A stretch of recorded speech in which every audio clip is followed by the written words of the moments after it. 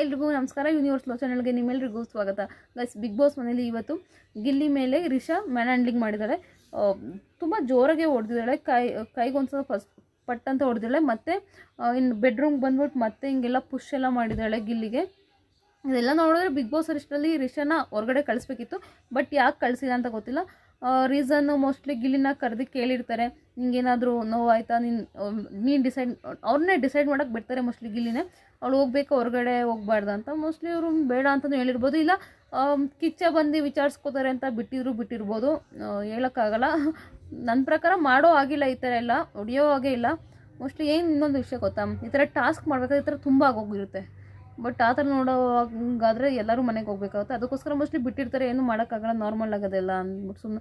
ಈಗ ತಮಾಷೆಗೂ ಪಟ್ ಅಂತ ಎಷ್ಟೊಂದು ಸಲ ಗಿಲ್ಲಿಗೆ ರಿಷಾ ಹೊಡೆದಿದ್ದಾಳೆ ನೋಡು. ಕೋಪದಲ್ಲಿ ಹೊಡೆದಾಗ ಮಾತ್ರ ಅದು ಮ್ಯಾನ್ ಹ್ಯಾಂಡ್ಲಿಂಗ್, ನಾರ್ಮಲಾಗಿ ನಗ್ತಾ ಹೊಡೆದ್ರೆ ಅದು ಮ್ಯಾನ್ ಹ್ಯಾಂಡ್ಲಿಂಗ್ ಅಲ್ಲ, ಆ ಥರ ಆಗ್ಬಿಡುತ್ತೆ. ಸೊ ಮೋಸ್ಟ್ಲಿ ಅದಕ್ಕೋಸ್ಕರ ಬಿಗ್ ಬಾಸ್ ಅವ್ರು ಏನಾದರೂ ತಲೆ ಕೆಡಿಸ್ಕೊಂಡಿಲ್ಲ ಅಂತ ನನಗನ್ಸುತ್ತೆ. ಮೋಸ್ಟ್ಲಿ ಇದ್ರ ಬಗ್ಗೆ ಕ್ಯಾಪ್ಟನ್ ಅಲ್ಲೇ ಇದ್ದರು ಧನುಷ್ ಅವರು, ಅದ್ರ ಬಗ್ಗೆ ತಲೆ ಕೆಡಿಸ್ಕೋಬೋದಾಗಿತ್ತು. ಇಲ್ಲ ಬಿಗ್ ಬಾಸ್ ಅವ್ರಿಗೆ ಏನಾರು ಹೋಗಿ ಹೇಳ್ಬೋದಾಗಿತ್ತು. ಅದೇನು ಹೇಳಿದ್ರೆ ನಾರ್ಮಲಾಗಿ ತೊಗೊಂಡಿದ್ದಾರೆ ಎಲ್ಲ ಅಂತ ನಾನು ಅಂದ್ಕೊಳ್ತೀನಿ. ನಿಜವಾಗಿಯೂ ರಿಷಾ ಗಿಲ್ಲಿಗೆ ಹೊಡೆಯೋದಕ್ಕೆ ಕಾರಣ ಇಷ್ಟೇ. ಏನಂದರೆ ಹೊಡೆದಿರೋ ತಪ್ಪೆ. ಏನಕ್ಕೆ ಹೊಡೆದಿದ್ದಾಳೆ ಅಂತ ಹೇಳ್ತೀನಿ. ಇಲ್ಲಿ ರಿಷಾದೇ ತಪ್ಪಿರೋದು. ಏನಕ್ಕೆ ಹಿಂಗೆಲ್ಲ ಆಗಿದೆ ಅಂದರೆ, ಮೊದಲು ಕಾವ್ಯ ಸ್ನಾನಕ್ಕೆ ಹೋಗಿದ್ದಾಳೆ. ಕಾವ್ಯ ಸ್ನಾನದಿಂದ ಬಂದಮೇಲೆ ರಿಷಾ ನಾನು ಹೋಗ್ತೀನಿ ಅಂತ ಹೇಳಿದ್ದಾಳೆ. ಅದೇ ರೀತಿ ಕಾವ್ಯ ಸ್ನಾನ ಮುಗಿಸ್ಕೊಂಡು ಬಂದಿದ್ದಾಳೆ.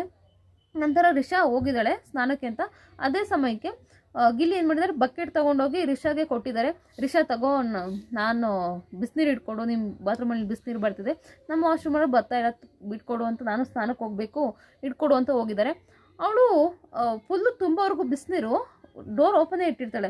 ಮೋಸ್ಟ್ಲಿ ಗಿಲ್ಲಿ ಕೊಡ್ತಾರೆ ಅಂತ ಹೇಳ್ತಾನೆ. ಇನ್ನೇನು ನಾವು ತುಂಬಬೇಕು ಅಷ್ಟರಲ್ಲಿ ಡೋರ್ ಕ್ಲೋಸ್ ಮಾಡ್ಕೊಬಿಡ್ತಾಳೆ. ಅದಕ್ಕೆ ಗಿಲ್ಲಿಗೆ ಕೋಪ ಬಂದ್ಬಿಡುತ್ತೆ. ಅವನು ಕಾದು ಸಾಕಾಯಿತು. ರಿಷಾ ಕೊಡು ನನ್ನ ಬಕೆಟು, ರಿಷಾ ಕೊಡು ನನ್ನ ಬಕೆಟು ಅಂತ ಕೇಳಿ ಸಾಕಾಯಿತು. ಅವಳಿಂದಾಗಿ ಯಾರು ಬೇರೆಯವರು ಸ್ನಾನಕ್ಕೆ ಹೋಗೋಕ್ಕಾಗಲ್ಲ. ಹೆಂಗಂದರೆ ಬಕೆಟು ಆ ವಾಶ್ರೂಮಲ್ಲಿದೆ ಅವಳು ಇದರಲ್ಲಿ. ಅವಳೆಲ್ಲ ಇದೆಲ್ಲ ಮಾಡಿದ್ಮೇಲೆ ಏನಂತಾಳೆ, ನಾನು ಮಾಡಿದ್ರೆ ತಮಾಷೆಗೆ ಅಂತಾಳೆ. ಅದೇ ರೀತಿ ಏನಾಗುತ್ತೆ ಅಂದರೆ, ಗಿಲ್ಲಿ ಕಾದು ಸಾಕೈತೆ. ಅವಳು ವಾಶ್ರೂಮಲ್ಲಿದ್ದಾಗೆ ಗಿಲ್ಲಿ ಅವರು ಹೇಳ್ತಾರೆ, ನೀನು ಹಿಂಗೆ ಬಕೆಟ್ ಕೊಡಲಿಲ್ಲ ಅಂದರೆ, ನೀನೇನಾರು ಈಗ ಬಕೆಟ್ ಕೊಡಲಿಲ್ಲ ಅಂದರೆ ನಿನ್ನ ಬಟ್ಟೆ ಎಲ್ಲ ತಂದು ಏನಿದೆ ನಿನ್ನ ಸೂಟ್ ಕೇಸಲ್ಲಿ ಇದೆಯಲ್ಲ ಅದನ್ನೆಲ್ಲ ತಂದು ನಾನು ಬಾತ್ರೂಮ್ಗೆ ಆಗಬೇಕಾಗುತ್ತೆ ಅಂತ ಹೇಳ್ತಾರೆ. ಅದೇ ರೀತಿ ಅವನು ಕೊಡೋದೇ ಇಲ್ಲ ಇವಳು. ಅದಕ್ಕೋಸ್ಕರ ಗಿಲ್ಲಿ ಅವಳು ಬಟ್ಟೆನೆಲ್ಲ ತಂದು ಬಾತ್ರೂಮ್ಗೆ ಹಾಕಿರ್ತಾನೆ. ಅಂದರೆ ಬಾತ್ರೂಮ್ ಏರಿಯಾದಲ್ಲಿ ಹಾಕಿರ್ತಾರೆ. ದಿನ ಡೈಲಿ ವಾಶ್ ಮಾಡ್ತಾರಲ್ಲ, ಒರೆಸ್ತಾರೆ. ಅದೇನು ದೊಡ್ಡ ವಿಷಯ ಎಲ್ಲ, ಎತ್ಕೊಂಡೋಗಿ ಹಾಕೋಬೋದಾಗಿತ್ತು. ಒಂದು ಕೆಳಗಡೆ 1-2 ಬಟ್ಟೆ ಇದೆ, ಅದನ್ನ ಹಾಕ್ಕೊಂಡು ನಾರ್ಮಲ್ ಮೇಲಿರೋವೆಲ್ಲ ತೊಗೊಂಡು ಹಾಕೋಬೋದಾಗಿತ್ತು. ಬಟ್ ಏನೋ ಅವರೆಲ್ಲ ಅಫಿಷಿಯಲ್ ಎಲ್ಲ, ಸೊ ಯೂಸ್ ಮಾಡಲ್ಲ ಅನಿಸುತ್ತೆ. It's okay. ಅದಾದ ನಂತರ ಅವ್ನು ತೊಗೊಂಡೋಗಿ ಬಂದಿರ್ತಾನೆ. ಅವಳು ಸ್ನಾನದಿಂದ ಬರ್ತಾಳೆ. ಗಿಲ್ಲಿ ಏನು ಮಾಡಿದ್ಯಾ, ನನ್ನ ಬಟ್ಟೆ ಎಲ್ಲ ತಂದು ಇಲ್ಲಿ ಹಾಕಿದ್ಯಾ, ಹಾಗೆ ಹೀಗೆ ಅಂತ ಬಂದು ಪಟ್ ಅಂತ ಹೊಡಿತಾಳೆ ಶೋಲ್ಡರ್ ಮೇಲೆ. ನಂತರ ಮತ್ತೆ ಏನು ಬೆಡ್ರೂಮ್ಗೆ ಹೋಗಿ ನನ್ನ ಬಟ್ಟೆ ತಂದು ಬಾತ್ರೂಮ್ಗೆ ಹಾಕಿದೆಯಲ್ಲ ಅಂದ್ಬಿಟ್ಟು ಅವಳು ಬೆಡ್ರೂಮಲ್ಲಿ ಗಿಲ್ಲಿ ಬಟ್ಟೆ ಎಲ್ಲ ಅಂಡಿ ಕಾಲೆಲ್ಲ ಒದ್ದು ಬರೋದನ್ನೆಲ್ಲ ಏನು ಮಾಡಾಕ್ಬಿಡ್ತಾಳೆ. ಆಮೇಲೆ ಅಶ್ವಿನಿ ಅವ್ರ ಹತ್ರ ಲೈಫ್ ಬಿಡೋದು ಹೇಳ್ತಾಳೆ, ನನ್ನ ಹತ್ರ ಇರೋದೇ 4 ಬಟ್ಟೆ ಸೂಟ್ ಕೇಸಲ್ಲಿ, ಅದ್ರದ್ದು ಒಂದೊಂದು ಜೊತೆ ತೊಗೊಂಡೋಗಿ ಅದ್ರ ಜೋಡಿ ತೊಗೊಂಡೋಗಿ ಅಲ್ಲಿ ಬಾತ್ರೂಮಲ್ಲಿ ಹಾಕಿದೆ, ನಾನು ಯಾವ ಬಟ್ಟೆ ಹಾಕ್ಕೊಳ್ಳಿ ಅಂತ ಅಳ್ತಿರ್ತಾಳೆ ಅಶ್ವಿನಿ ಅವ್ರ ಹತ್ರ ಹೇಳ್ಕೊಂಡು.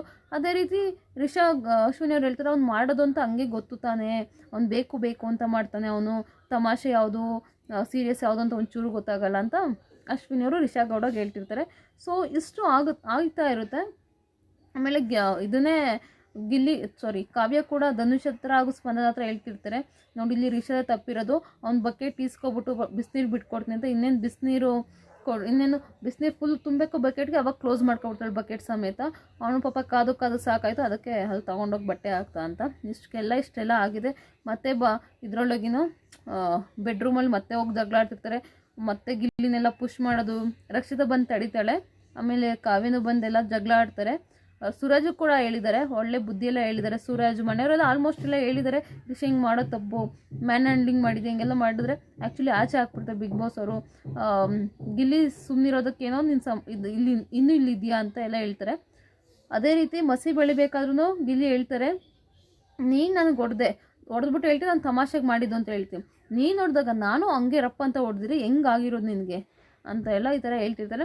ಸೊ ಇಷ್ಟು ಸ್ಟೋರಿ, ಇದು ರಿಷಾ ಗಿಲ್ಲಿಗೆ ಹೊಡೆಯೋದಕ್ಕೆ ರಿಷಾನೇ ಕಾರಣ. ಇದಕ್ಕೆಲ್ಲ ಈ ಸ್ಟೋರಿ ಎಲ್ಲ ಇಷ್ಟು ನಡೆಯೋದಕ್ಕೆ ಕಾರಣ ರಿಷಾನೇ. ನಿಮ್ಗೇನು ಅನ್ಸುತ್ತೆ, ಇಲ್ಲಿ ಯಾರ್ದು ಸರಿ ಯಾರ್ದು ತಪ್ಪು ಅಂತ ಕಮೆಂಟ್ ಬಾಕ್ಸಲ್ಲಿ ದಯವಿಟ್ಟು ಕಮೆಂಟ್ ಮಾಡಿ. ಪೂರ್ತಿ ವಿಡಿಯೋ ನೋಡೋದಕ್ಕಾಗಿ ಧನ್ಯವಾದಗಳು. Thank you so much.